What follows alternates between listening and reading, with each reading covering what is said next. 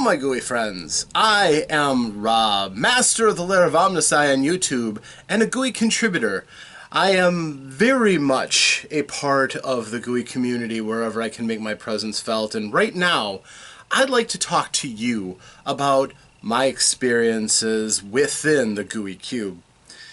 It all started when I signed up with the Kickstarter after meeting Alphinius and getting one over to the cause, and since then there's been a continuous journey along which has led me further and further to entangle myself in Gooey Cube. My story isn't all that important, but what I'd like to talk to you about is how I have found Gooey Cube changes my gaming experience. You see, I've been running games and role-playing for many years. Since high school. It's been a long time, and all of these gray hairs are earned, I assure you. So, I've been playing before Gooey Cube for over 30 years. Quite a bit more. But, as it follows, I've had different experiences. Every game adding its own flavor, and every group having different ripples and echoes that go across and create a different experience for every game. I've run other games, Dungeons and Dragons of course, but also games like Shadowrun, Exalted, Vampire the Masquerade, Legend of the Five Rings, all kinds of different games. Even going off into crazy games like It Came from the Late Show, Paranoia. I just had fun with the role-playing hobby as a whole. And then, of course, you know, I've got lots of serious campaigns. Generally, my longer campaigns run about 2.5 years, maybe 3. But I've kind of been enamored with shorter games, so I can change to a different experience and try something different. But I'll still uncork a longer one every now and again. So, when I heard about Gooey Cube and the Darkest Dream, I thought, okay, this might be interesting to see. I saw the promotional video, I backed the Kickstarter, and eventually the Darkest Dream was in my hands. And I started reading through it. Now, let me tell you a little bit about my experiences with modules. What I've done in the past with modules has been kind of an arm's length distance. I like making my own stuff, actually. I don't usually use modules. There are a few exceptions to that. There are some that I absolutely have loved. And, for instance, I proudly have Advanced Dungeons & Dragons I6 Ravenloft in my collection. I've run it a few times. It's a great module. I enjoy it quite a bit. I have a lot of other also rans that I've just collected for the sake of collecting, never really ran, skimmed through them, they didn't scratch an itch, I moved on. So when I got Gooey Cube, obviously that's more of an investment. It's not just a $10 thing you see on the counter at the local hobby shop. And under, of course, the promises that Alphinius made that I would love this, I looked through it. And I looked through the campaign book, the very starting book, and opened it up, read it through. I read the GM reference all the way through. I, of course, read the admonition from Alphinius, that first piece of paper that when you open it up you see, this is how you run our games. Most importantly, read it all the way through. This is very important. Now, one might say that reading every module all the way through is a good idea. But realistically, when I run Ravenloft, I'll browse through it, of course, to refamiliarize myself with it. But because there's so little story involvement, it's very much adventure where you take it. You kick open the door of a room. The room has a description. It has no real bearing to any other room around it for the most part, and the monster stats that might be in it, and that's all you need because the monster doesn't have any great motivation. No further issuance into the story. If it's a room packed with ghouls, you know they're ghouls because it's an evil castle, and of course a vampire is going to have undead servants. Makes sense. There'll be a short one-sentence description. These were once Strahd servants. There you go. All you need, you're done. That doesn't work for Gooey Cube, I found out. To make the story sing, you have to have more involvement than that. And frankly, that was against my style. I get by improvisation. I adapt to what my players do and customize their experience based on what I know about my players and what they show me they're interested in night after night.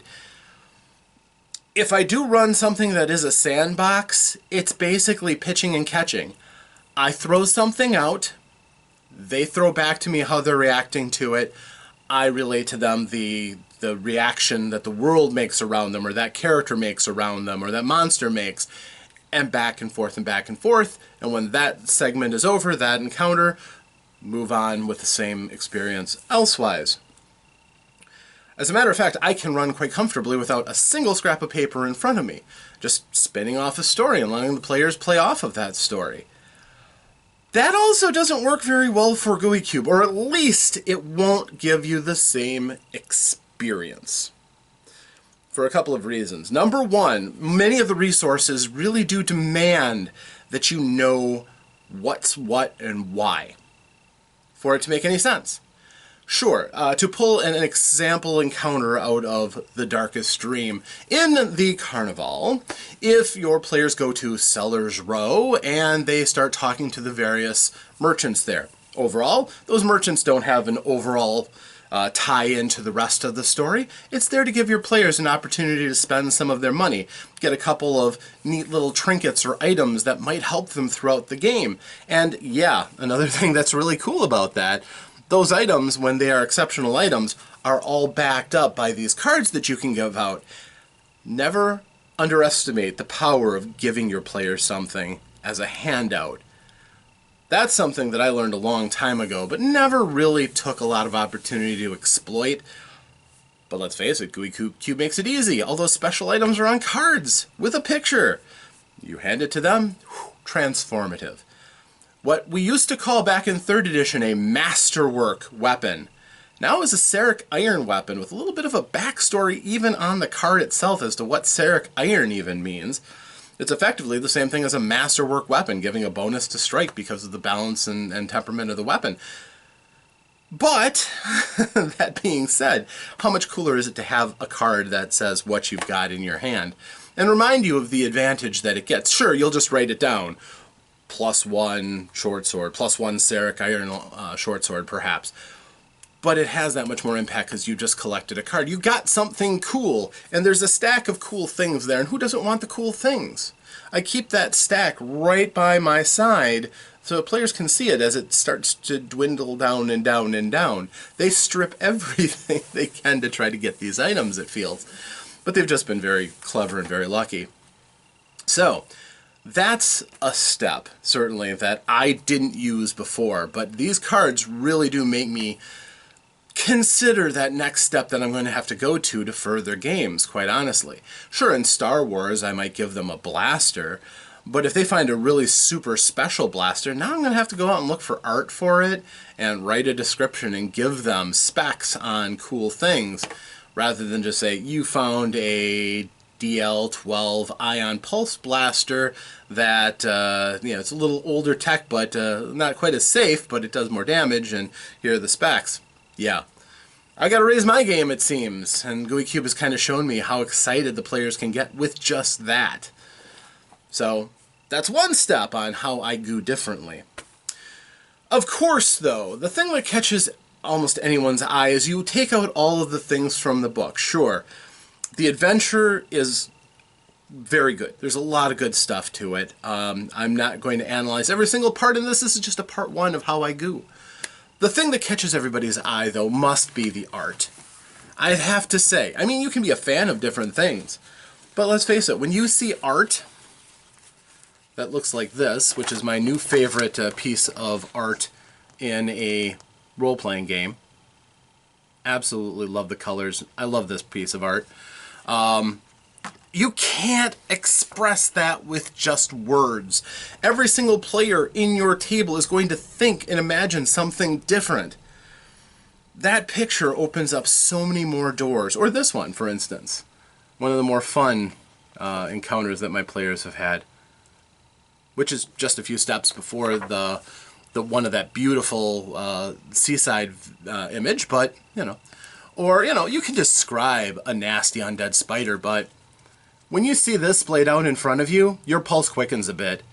you start to consider your player's actions, your character's actions, hopefully. You think, that thing could end me. I better be careful. I better pick my actions carefully, not just trust this handful of hit points that I've got. Especially when you realize that some of the players going into these dungeons to face things like that may have forgotten to put good armor on. Yeah, that happens. Sandboxes become so much more engaging when you can give a map like this and say, okay, what do you want to do? Players can mentally tick off boxes off a list if you just give them a list of all the different places, and they're like, okay, let's shoot them down. But this expresses the 3D, even though it's only a two-dimensional, but it gives a sense of the living breadth of this little sandbox here. All the different places you can go, and as a game master, you can use this only if you understand the world. If you understand all of the events that are going on around your characters, sure, you could run it just like running Ravenloft with, I go here, then I go here, read the encounter, resolve the encounter, I go here, read the encounter, resolve the encounter. You could do that, sure. Some people, that's their default safety mode, and that's fine. But if you know that all of these things are around, for instance, if I'm over at the gambling tents, right up here, oop, upside down. If I'm at the gambling tents right up here, and a fracas starts up, I get into a fight, and my party gets into this fight, and it's a pretty sizable fight. Then a game master who knows this place knows that right over here is the wrestling tent, or the wrestling ring, and over here is the skills and archery area. Meaning if there's a fight that starts here, a handful of steps away, there's immediate help that's going to be coming if there's a real fight, a real serious fight, especially weapons come out. Immediately there are going to be people who are standing around here who will be right there. If you're just playing an encounter at a time and you don't get the full picture of that, how do you get that? You won't. You'll miss opportunities like that. And yes, this is stacked up for the players because they're family all around. All the members of the Hanatas are around and in play throughout this. Oh, sure, some of them are going to be busy.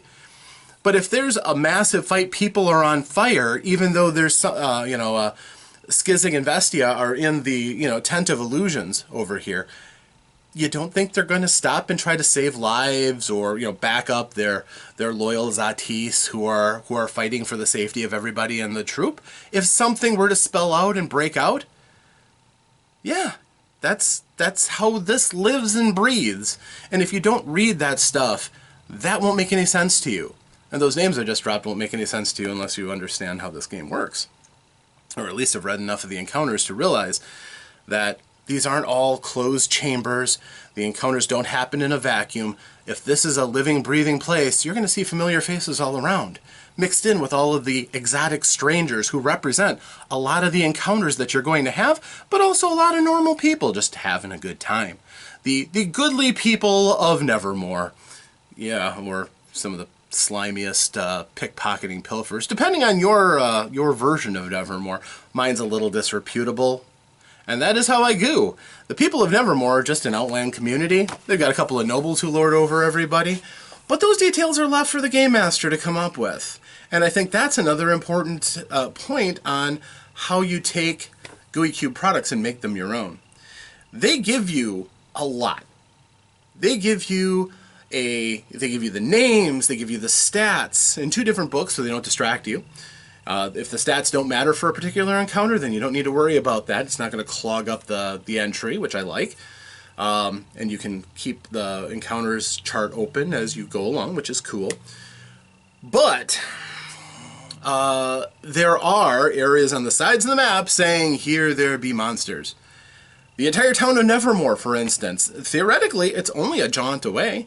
So if the players need supplies, they need to do something that isn't necessarily within the confines of the Carnival, yeah, they could scarper off for a few minutes and go off and, buy something that maybe you ruled that the wagons just don't have in them. If they want to go and you think that they should be able to, grab healing potions, they want to grab healing potions, and you look through and, yeah, there's an alchemist in Seller's Row who has some healing potions. There are a couple of other non-player characters who have healing potions, and it's mentioned in the summary guide who has access to healing. Very important, by the way. Another great idea, having the summary chart with the resources people have. Wonderful. But if you want them to go run off to Nevermore and turn that into a side quest, nothing's stopping you. And your Nevermore is your Nevermore. Yeah, it's in West Verdesia. Okay, well, that covers a fair amount of ground. Obviously, there's forest. Sure. There's open fields. There's all kinds of things. But your Nevermore is your Nevermore. They haven't charted out and mapped to Nevermore, to my knowledge. Certainly nothing that's available. So make it your own in and of learning what they give you, to exploit what they give you to the fullest, to make your story live and breathe. So ultimately, this is the first part. I'm probably going to delve more into this. I know my players and I have been having a lot of fun in the Gooey Cube, and they're looking forward to the next session always. But I'm very interested to hear how other people's experiences with The Darkest Dream and going further into the story. No spoilers, please. No spoilers. Don't spill it for those who haven't gotten that far. I would urge you, if you care at all for the product and the people playing it, no spoilers. But I would definitely love to hear how you think that your experiences in playing with the Gooey Cube products has possibly transformed the way you look at gaming and the way that you either choose to run such a game, or how you experience it and how you enjoy experiencing it. And who knows?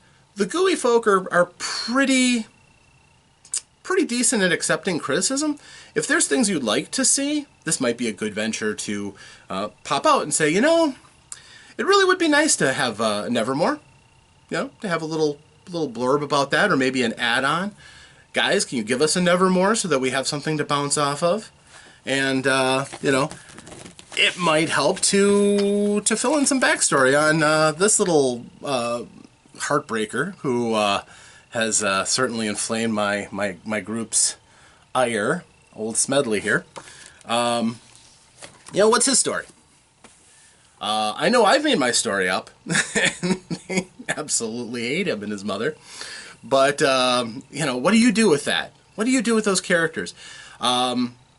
I personally enjoy being able to make up my own Nevermore and have it a Nevermore of convenience.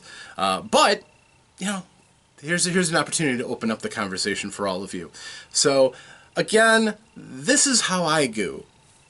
How do you goo?